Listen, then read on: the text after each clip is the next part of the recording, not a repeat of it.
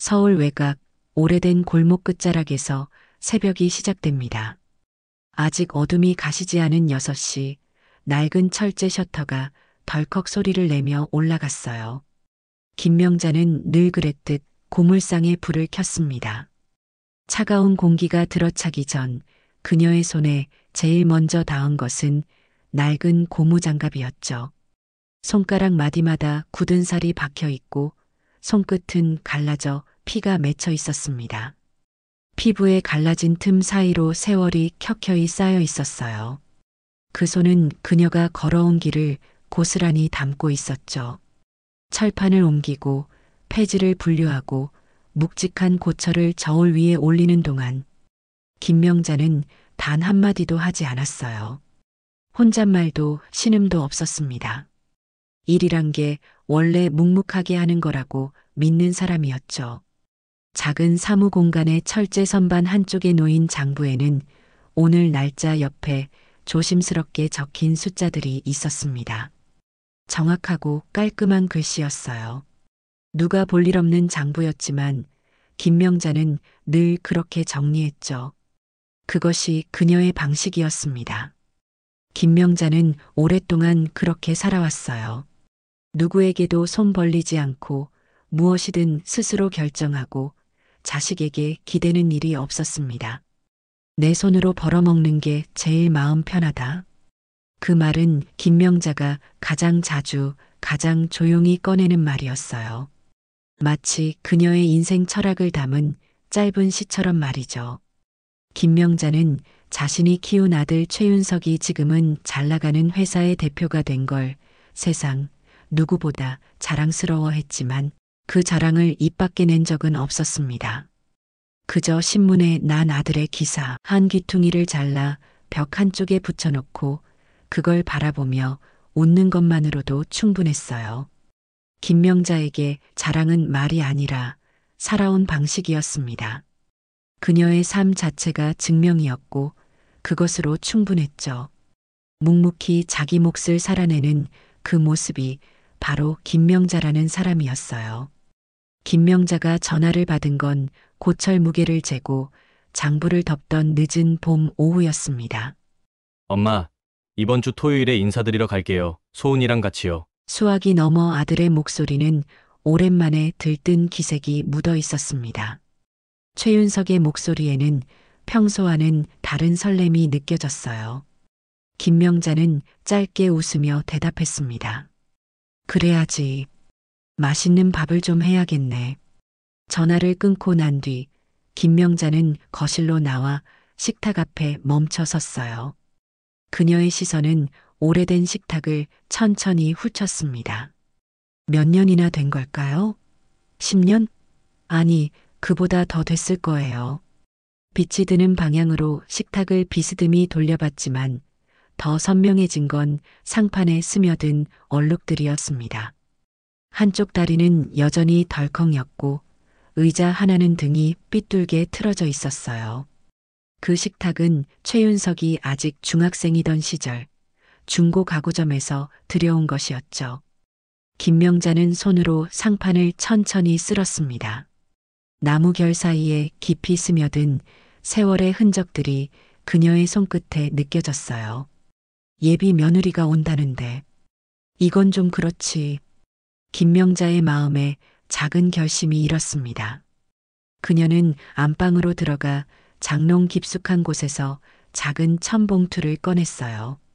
안에는 고물 판 돈이 몇 장 정성스레 접혀 들어 있었죠. 그녀는 그것들을 펴서 손끝으로 다듬고 오래된 지갑에 조심스레 옮겨 담았습니다. 옷장을 열자 봄바람이 묻은 얇은 코트가 눈에 들어왔어요. 작년 봄에 한 번 입었던 연베이지색 바바리였죠. 김명자는 그것을 꺼내 어깨에 둘러보았습니다. 이번엔 엄마가 한다. 식탁 하나쯤은 아들의 손을 빌리지 않고 자신이 바꾸고 싶었어요. 그것은 체면이 아니라 지금껏 김명자가 살아온 방식이었습니다. 자기 몫은 자기가 챙기는 것, 그것이 그녀의 자존심이었죠. 백화점 문이 열리는 시각, 김명자는 그 앞에 서 있었습니다. 어깨엔 연한 베이지색 코트를 걸쳤고 손에는 종이 전단지에서 오려낸 식탁 사진이 접혀 있었어요. 지갑 속엔 며칠 전부터 준비해둔 현금 봉투가 들어 있었죠. 수북하진 않았지만 김명자는 충분하리라 믿고 있었습니다. 안으로 들어서자 에어컨 바람에 꽃향이 묻어났고 로비 한가운데선 피아노 음악이 흐르고 있었어요. 명품 매장의 특유한 향기가 그녀의 코끝을 스쳤습니다. 매장은 고요했고 모든 것이 반짝거렸죠. 김명자는 그 고급스러운 공간 속에서 조금 주눅이 들었지만 목적지를 향해 조심스럽게 걸음을 옮겼어요. 그녀는 사람들 사이를 천천히 지나 가구 매장 코너 쪽으로 걸어갔습니다. 목적지는 식탁 진열대였죠. 오래 고민해 골라낸 사진과 비슷한 제품이 정말 거기 있었어요. 넓은 상판, 나무결이 살아있는 테이블, 그리고 6개의 의자까지. 김명자는 가까이 다가가 조심스럽게 손을 올렸습니다. 나무의 질감이 손끝에 전해졌어요. 그녀의 얼굴에 작은 미소가 번졌습니다. 그 순간 등 뒤에서 목소리가 들려왔어요. 어머, 냄새 이게 뭐야? 중년의 여성 손님 한 명이 인상을 찌푸리며 옆으로 비켜섰습니다. 고급스러운 정장을 입고 팔짱을 낀 채 매장 직원 쪽을 향해 눈짓을 보냈어요. 요즘 아무나 다 들어오게 하나 봐요. 이런 분들도 그냥 혼자 다니네. 김명자는 순간 멈췄습니다. 손은 식탁 위에 올려져 있었지만 움직이지 않았고 고개를 들어 뒤를 보지도 않았어요. 그녀의 등줄기로 차가운 기운이 흘렀습니다. 주변의 정적이 더 뚜렷해졌어요. 클래식 음악은 여전히 흘렀고 백화점 안 특유의 향기는 그녀의 숨을 더 답답하게 만들었습니다. 사람들의 시선이 그녀에게 꽂히는 것이 느껴졌어요. 김명자는 식탁에서 천천히 손을 떼고 한 걸음 뒤로 물러났습니다. 주변 사람들의 시선은 말없이 그녀를 향해 있었어요. 그 시선들이 김명자의 어깨를 더 작게 만들었습니다. 그 순간 김명자의 마음속에서는 어떤 낭떠러지가 열린 듯 했어요. 그녀가 평생 쌓아온 자존심이 한순간에 무너지는 느낌이었죠. 그녀는 그저 식탁 하나를 사러 온 것뿐인데 갑자기 이곳에 있어선 안 될 사람이 된 듯 했습니다. 김명자는 조심스레 발걸음을 옮겨 다른 식탁 쪽으로 시선을 돌렸습니다.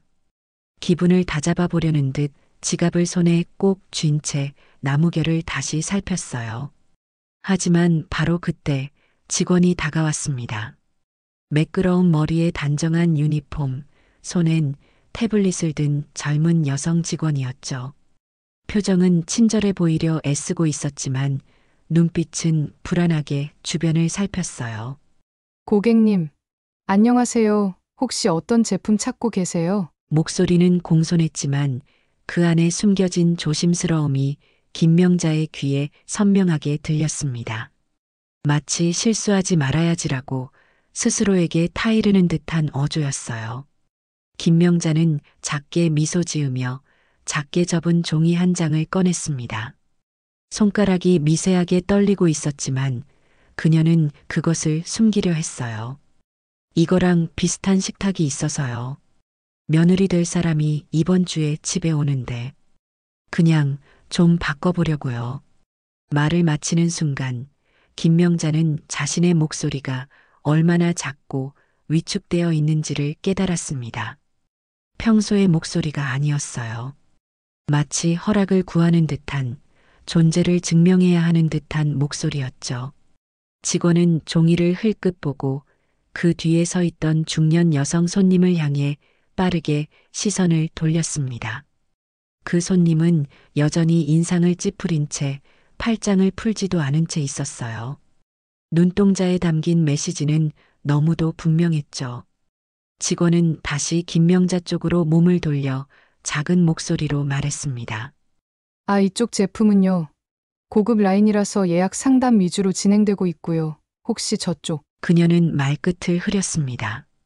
그리고는 손짓으로 매장의 반대편 패밀리 라인이라는 작은 입간판을 가리켰어요. 그곳은 확실히 지금 있는 공간보다 조명이 어두웠고 사람도 거의 없었습니다. 김명자는 가리킨 쪽을 조용히 바라봤습니다. 자신이 지금 여기에 있으면 안 된다는 듯한 그녀의 표정은 누구보다 그녀 자신이 잘 알고 있는 것이었어요. 가슴 깊은 곳에서 무언가 뜨겁게 올라왔지만 그녀는 그것을 꾹 눌렀습니다. 직원은 더 작은 목소리로 말을 잇습니다.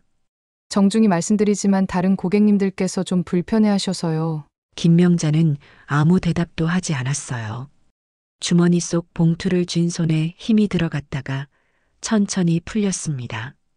그리고 고개를 숙인 채 돌아섰어요. 그 순간 피아노 음악이 다시 들리기 시작했습니다. 방금 전까지만 해도 귀에 들어오지 않던 그 소리가 지금은 너무도 선명하게 들렸어요. 아름다운 음악이 김명자의 가슴을 더 아프게 찔렀습니다. 한 남자가 백화점 매장 반대편에 서 있었습니다. 검정 슈트를 입고 스마트워치를 확인하던 최윤석은 매장 벽면의 식탁 라인업을 지나치는 중이었어요. 그는 회의가 끝난 직후 가구 브랜드 담당자와 미팅을 마치고 잠시 둘러보던 참이었죠. 그 순간 정면에서 보이는 식탁 앞 낯익은 뒷모습 하나가 그의 발걸음을 멈추게 했습니다.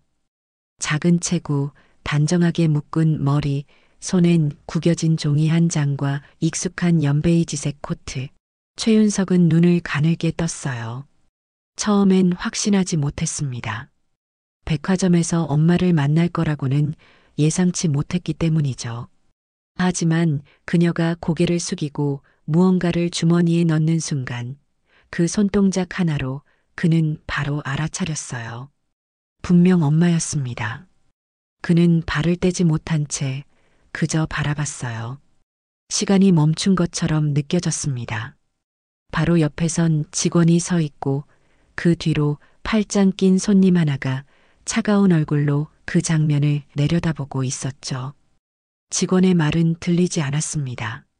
하지만 엄마의 표정과 엄마의 몸짓이 그 상황이 어떤 것인지를 순식간에 말해주었어요. 모든 것이 선명했죠.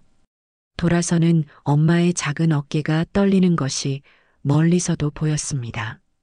윤석은 그 순간 자기 자신이 어린 시절로 돌아간 것 같은 감각에 사로잡혔어요. 학창 시절 오래된 교복을 입고 있는 자신을 놀리던 친구들 앞에서 고개를 숙였던 그 날처럼 그때도 엄마는 이렇게 고개를 숙였었죠. 아무 말 없이 돌아서는 그녀. 조심스레 발을 떼는 발끝.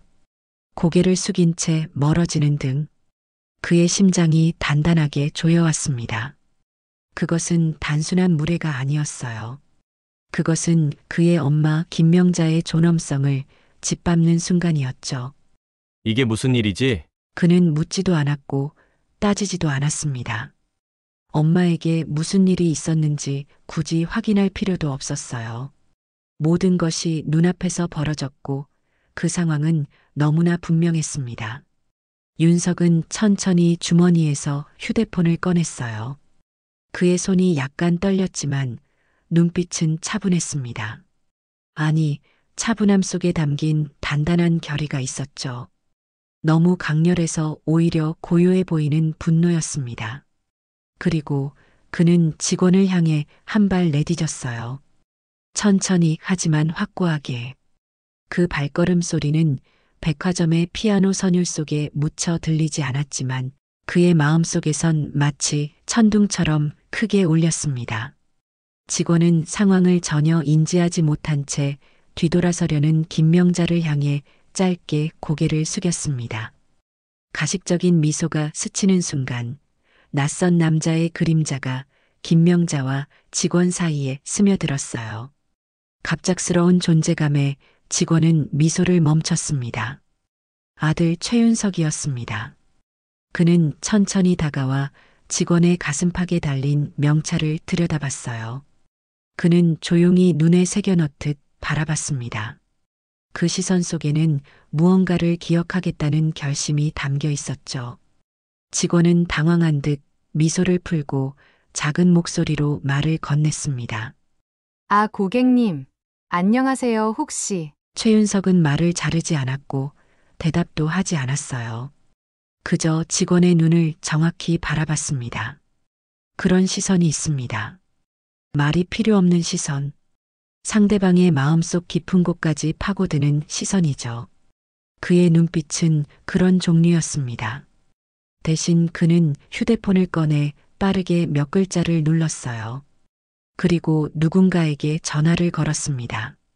직원과 주변 손님들은 고요한 매장에 퍼지는 그의 목소리를 듣게 되었죠. 리누드 납품, 오늘부로 중단하세요. 본사 대표, 바로 연결해 주시고요. 이건 계약 문제가 아닙니다. 목소리는 낮고 단정했지만 그 말은 칼처럼 명확했어요. 어떤 타협도 협상도 불가능하다는 의미였습니다.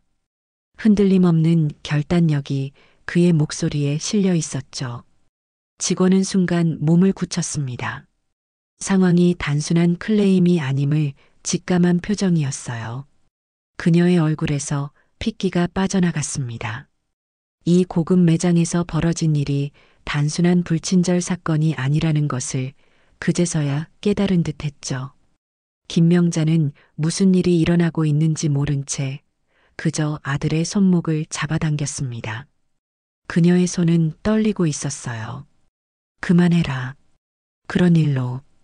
괜찮다니까. 그녀의 목소리는 작았지만 그 안에는 평생을 살아온 강인함이 담겨 있었습니다. 자신이 당한 모욕보다 아들이 괜한 일에 휘말리는 것을 더 걱정하는 마음이었죠. 하지만 최윤석은 고개를 돌리지 않았어요.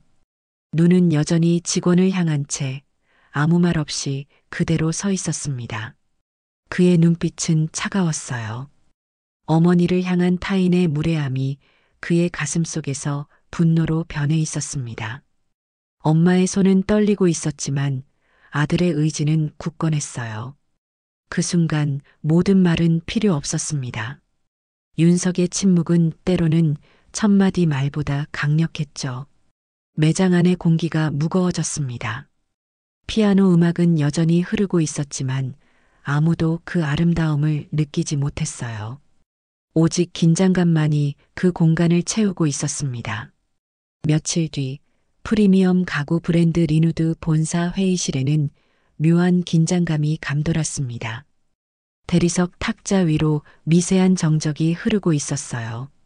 리누드 대표를 비롯해 마케팅 본부장, 영업팀장, 그리고 백화점 매장 관리자까지 모두 한자리에 모였습니다.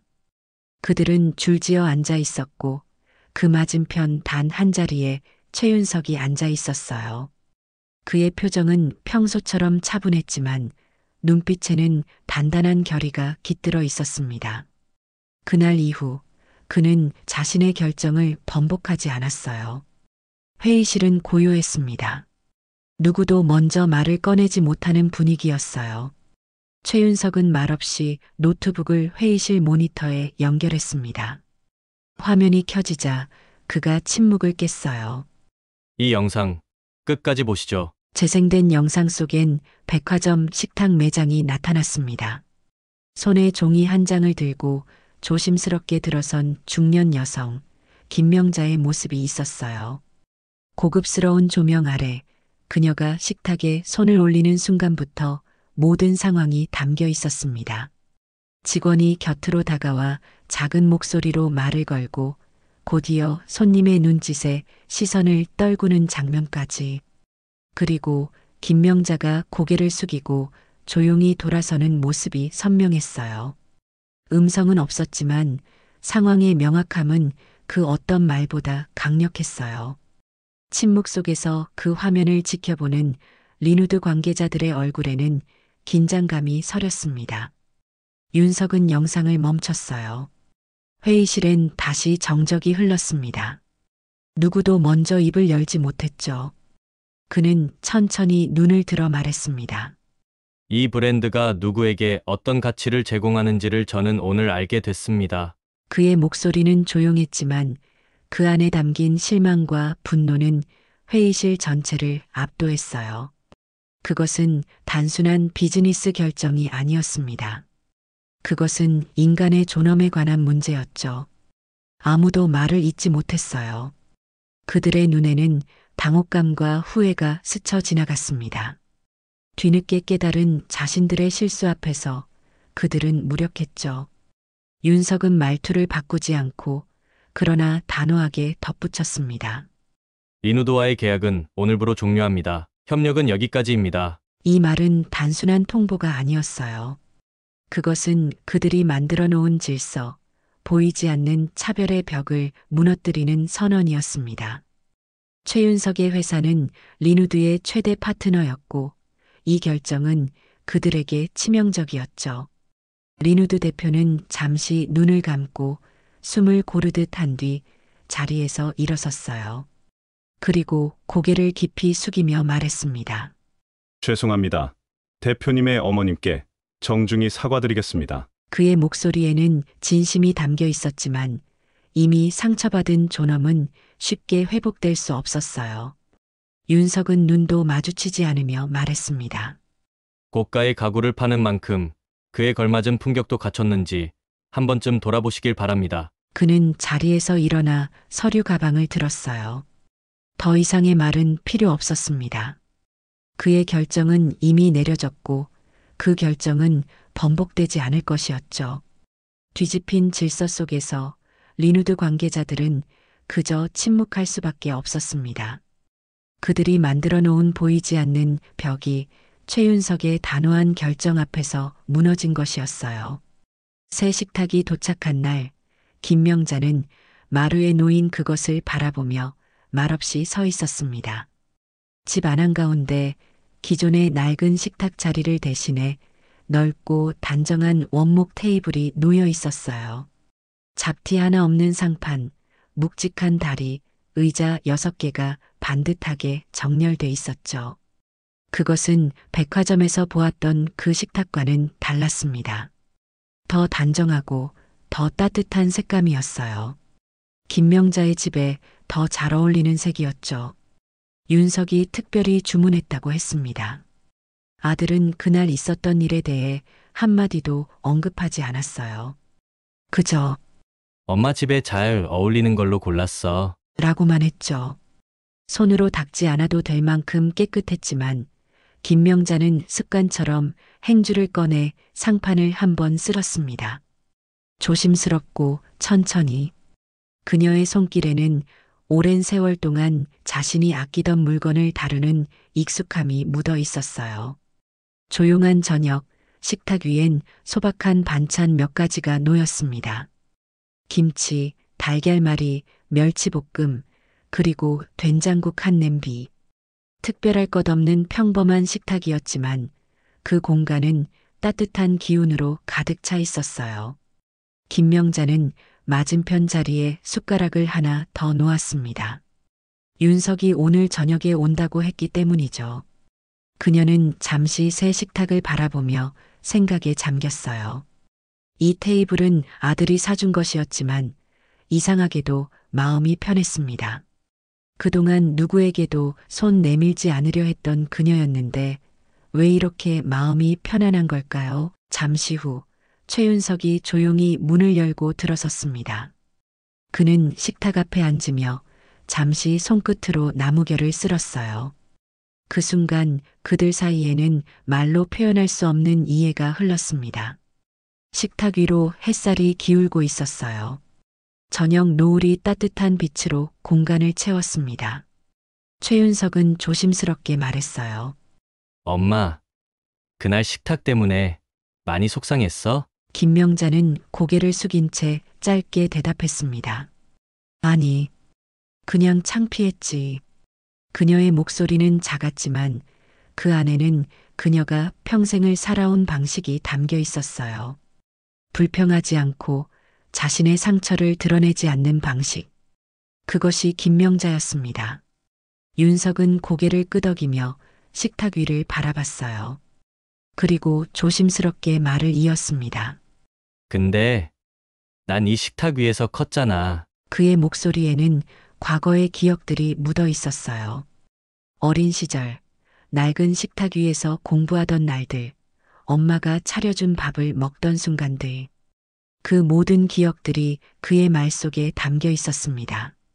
엄마가 해준 밥 먹고 그 위에서 공부하고 그게 내 인생에서 제일 귀한 자리였어. 말을 마친 그의 목소리는 조금 떨려 있었어요. 강인해 보이는 그의 모습 속에서 어린 아들의 마음이 잠시 비쳐 보였습니다. 김명자는 고개를 들고 식탁 너머에 앉은 아들의 얼굴을 조용히 바라봤어요. 그녀의 눈에 맺힌 것은 눈물이 아니라 자부심이었습니다. 자신이 키워낸 아들에 대한, 그리고 그들이 함께 걸어온 길에 대한 자부심이었죠. 윤석도 아무 말 없이 엄마의 눈을 마주 보았습니다. 그들 사이에는 말이 필요 없었어요. 식탁 위엔 따뜻한 된장국 냄새만이 조용히 퍼지고 있었습니다. 이 식탁은 단순한 가구가 아니었어요.